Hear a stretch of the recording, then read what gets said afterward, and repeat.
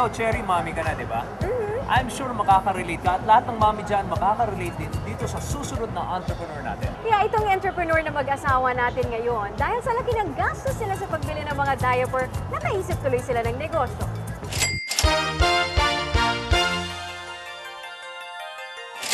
Full-time mom si Cheryl. Si Lubin lang ang nagtatrabaho.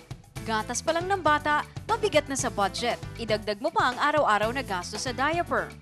She's a stay-at-home mother, attending to our three little daughters, age 3, 2, and 1. Ako po ay nagtatrabaho sa family-owned corporation sa Escolta sa Binondo. The latter part of 2007, medyo nararamdaman na namin yung hirap ng gastos sa mga anak namin. Imagine we're spending an average of 2,000 pesos on diapers lang. Dahil mabigat ang 2,000 budget every week para sa gatas at sa diapers, naisip ng mag-asawa na ibili ang natitira nilang 1,000 piso ng mga diapers. At ang hindi magagamit ng kanilang anak, ibibenta nila ng tingi-tingi. Kung hindi to mauubos, gagamitin to ng anak ko. Kaya hindi ko naisip talaga na papatok ng ganito. Wala kasi kami yaya eh. This is a two-man family, household, pati negosyo, two-man affair. Kaya mababa presyo namin dahil wala kaming overhead, wala kaming inuupahang pwesto, wala kaming inuupahang tao. Actually, walang overhead. Later on, habang dumadami, nare-realize namin, malaking profit. Dahil kasi ang diapers na binibenta namin, very competitive ang price. Mura ng 2 to 8 pesos ang diaper na binibenta ni na Lubin at Sherilyn. Through word of mouth, naka-establish sila ng steady customers. At recently, inilagay na rin nila sa internet ang diaper business. Naglagay kami ng ads sa... siya mahilig sa internet eh. Sa Sulit. Sa sulit.com. Tapos hanggang pati sa Multiply na, naglagay na rin ako ng ads. Kasi nga, mas maraming mami yung may mga access sa internet.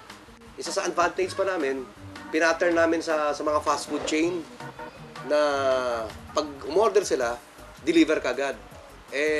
Ang diapers namin, ang ginagawa namin, we will deliver same day or within 24 hours upon placing of orders.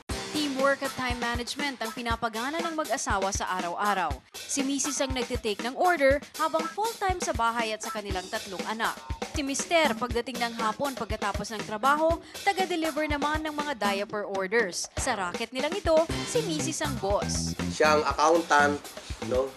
Siya office personnel siya. Ako delivery. Delivery boy ako. Messenger.